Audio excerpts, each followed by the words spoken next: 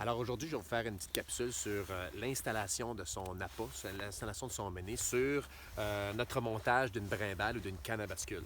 Donc, premièrement, c'est important de faire attention à nos appâts, de bien les conserver, de faire attention que son méné soit bien dégelé avant de le mettre sur nos hameçons. Donc, qu'il soit dégelé. Si on le met trop gelé, après un certain temps dans l'eau, il y a un petit bloc de glace qui va se faire autour de mon méné et l'odeur ne pourra pas se faire et le poisson ne sera pas attiré vers cet appât-là. Donc, c'est important de le faire dégeler, mais pas trop non plus pour pas qu'il devienne trop mou et à la simple morsure, qu'il se fasse arracher de mon hameçon. Maintenant, je vais accrocher mon hameçon sur mon poisson à pas de la façon suivante. Donc, pour que mon poisson soit à l'horizontale dans l'eau, pour qu'il puisse bien se tenir et avoir un aspect beaucoup plus naturel, je vais prendre mon hameçon numéro 2, numéro 4 dans le cas d'un méné grosseur moyen pour le doré, et je vais le piquer comme ça ici, dessous la nageoire dorsale, mais orienté à 45 degrés vers le devant. Donc, je vais passer sous la colonne et orienter mon hameçon vers le devant.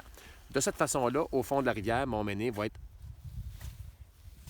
d'un angle horizontal, donc il va être à l'horizontale et il va avoir un aspect beaucoup plus naturel.